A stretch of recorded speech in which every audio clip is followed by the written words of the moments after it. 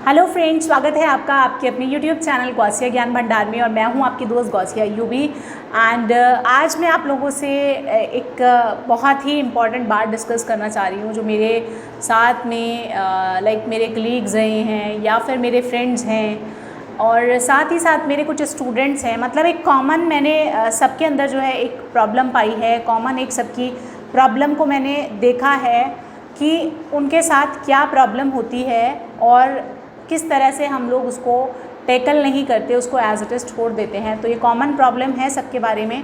तो मैं प्रॉब्लम के बारे में ज़्यादा डिस्कस नहीं करूँगी, मुझे आदत है सॉल्यूशन के बारे में बात करने की। तो आज हम उसके सॉल्यूशन के बारे में बात करेंगे कि उस सॉल्यूशन का क्या प्रॉब्लम है। तो गाइज़, वीडियो को आगे देखने से पहले प्लीज़, अगर आप लोगों ने चैनल को सब्सक्राइब नहीं किया है तो जल्दी से चैनल को सब्सक्राइब कीजिएगा।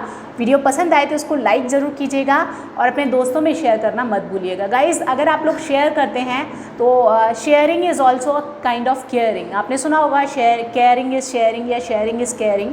तो अगर आप लोग शेयर करते हो, इसका मतलब आप दूसरों की केयर करते हो, तो आपकी वजह से किसी दूसरे का प्रॉब्लम सॉल्व हो जाएगा, तो कितनी अच्छी बात है। तो आप किसी एक का भी प्रॉब्लम सॉल्व कर पाए इस वीडियो को शेयर करके, इस वीडियो के माध्यम से, तो आपकी लाइफ जो है वैसे ही सफल हो जाएगी।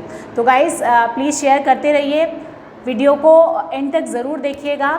आज मैं आप लोगों को एक स्टोरी के बेस पे जो है इस प्रॉब्लम का सलूशन बताने वाली हूँ। तो प्रॉब्लम क्या आती है कि लोग कहते हैं कि हम किसी काम को करते हैं और जब हम उस काम को कर लेते हैं या करते रहते हैं कंटिन्यूसली, हमें उस काम में सक्सेस नहीं मिलती।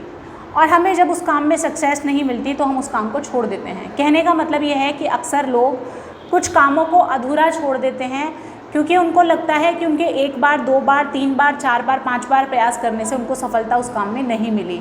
तो वो क्या करते हैं, आसानी से गिव अप कर देते हैं, छोड़ देते हैं उस काम को कि चलो छोड़ो, नहीं मिली सक्सेस तो कोई बात नहीं। तो आज हम इसी के बारे में बात करते हैं कि किस तरह से हम लोगों को जो है गिव अप नहीं करना चाहिए, किस तरह से हम सफलता को जो है आसानी से प्राप्त कर सकते हैं।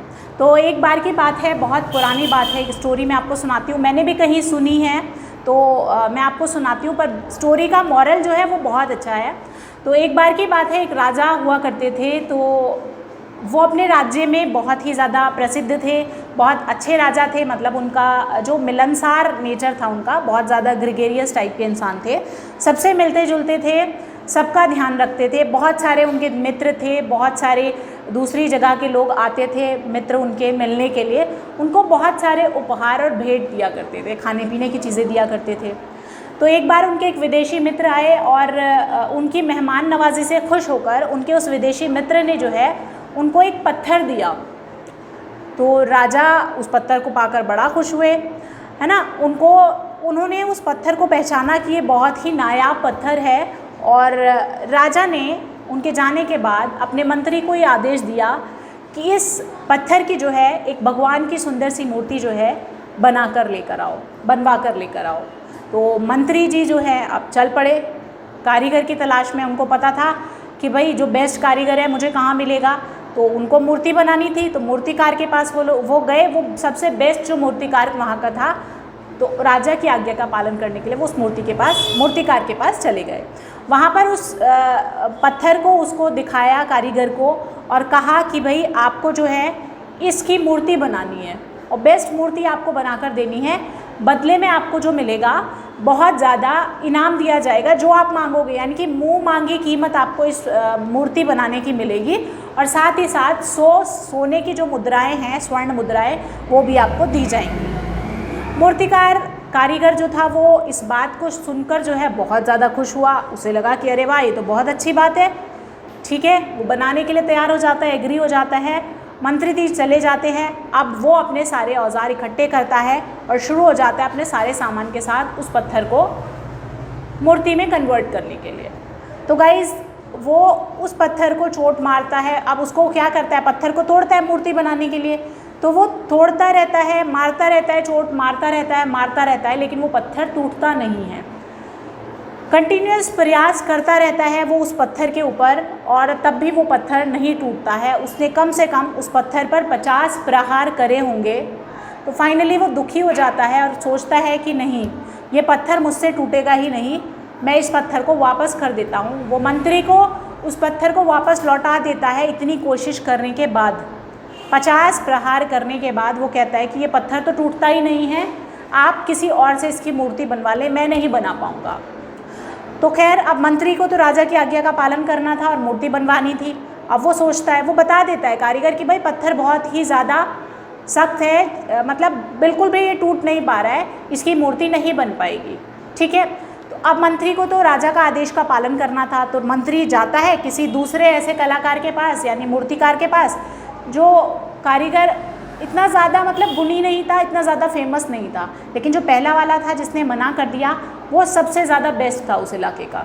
ठीक है, तो अब वो दूसरे साधारण कारीगर के पास जाता है और उसको कहता है, वही सेम ऑफ़र देता है कि आपको मुँह मांगी कीमत मिलेगी और 100 सोने की जो है आपको मोहरें दी जाएंगी, तो आप इसकी जो है मूर्ति बनाइए। तो वो कारीगर एग्री हो जाता है कि ठीक है चलो मैं बना देता हूँ। तो मंत्री जी चले जाते हैं, वो साधारण कारीगर जो है अपने काम में जुट जाता है। वो जैसे ही पहला प्रहार उस पत्थर पर करता है, वो पत्थर टूट जाता है, आसानी से टूट जाता है, क्योंकि उस पत्थर पर ऑलरेडी इतनी चोटें लगी हुई थी, आसानी से वो पत्थर टूट जाता है और वो प्यारी सी एक मूर्ति बनाकर मंत्री जी को दे देता है। अब मंत्री जी सोचते हैं, अचंभित होते हैं इस बात पर, वो सोचते हैं कि ये जो मूर्ति है, वो पहले वाले मूर्तिकार के बारे में यानी उस कारीगर के बारे में सोचते हैं कि अगर उसने एक प्रहार और मारा होता, एक बार और आखिरी कोशिश की होती, तो शायद ये आज जो इनाम मिला है इस साधारण कारीगर को, उस इनाम का हकदार वो होता। तो देखिए दोस्तों, इस कहानी से आपको क्या शिक्षा मिलती है कि हो सकता है कि हम अपने कार्य को जो है, हम अपने काम को जो है उस लेवल पे आकर छोड़ रहे हैं जहाँ पर वो होने ही वाला है। कितनी बार ऐसा होता है, हम लोग क्या करते हैं कि किसी भी काम को शुरुआत करते हैं, शुरू तो कर देते हैं, लेकिन हम होपलेस हो जाते हैं कि यार ये हो नहीं पा रहा है, हम इसको कर नहीं पा रहे हैं। तो हम लोग क्या करते हैं, उसको हम एज अ टेस्ट छोड़ देते हैं कि चलो अब गिव अप कर दो, नहीं हो रहा है तो इट्स ओके, अब नहीं करते हम इस काम को, है ना। तो वही चीज़ है गाइज़, आप लोगों को एक कोशिश जो है वो जारी रखनी है, क्योंकि सफलता लगातार चलने से आती है। किस स्पीड से आप चल रहे हो वो मैटर नहीं करता, पहली चीज़ होती है कि आप लगातार चल रहे हो। जब आप लगातार चलते रहते हो तो आपको मंजिल, आपको सफलता ज़रूर मिल जाती है। तो दोस्तों देखिए, उस मूर्तिकार ने अगर एक और चोट मारी होती, एक और प्रयास किया होता, तो वो सारा इनाम जो है उसका हकदार वही होता। उसने इतनी ज़्यादा कोशिश करने के बाद भी उस इनाम को नहीं पाया।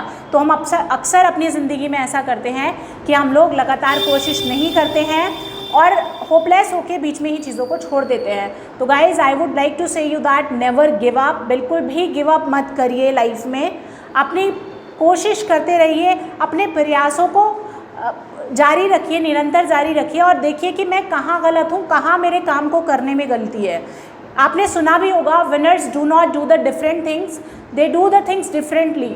तो आप ये चीज़ सोचिए कि अगर इस तरीके से ये काम नहीं हो पा रहा है, क्या मैं कोई और ऐसा तरीका है उस तरीके से इस काम को करूं। आप उस काम को छोड़िए मत, आप उस काम के तरीके को बदलने की कोशिश करिए कि देखिए कि हो सकता है मेरे काम करने का तरीका सही ना हो, लेकिन कभी भी गिव अप मत करिए। तो आई होप गाइस कि ये स्टोरी आपको पसंद आई होगी और आपके काम की होगी। अगर आप में से किसी की भी लाइफ में इससे कोई अच्छा इम्पैक्ट पड़ता है, एक पॉजिटिव चेंज आता है आपकी लाइफ में, तो ये वीडियो बनाने का मेरा जो ऑब्जेक्ट है वो सफल हो जाता। तो गाइस, अगर वीडियो पसंद आए तो इसे ज़रूर लाइक कीजिएगा, शेयर कीजिएगा और अगर आप लोगों ने चैनल को सब्सक्राइब नहीं किया है तो प्लीज़ चैनल को सब्सक्राइब कीजिएगा। Thank you so much for watching. खुश रहिए, मुस्कुराते रहिए।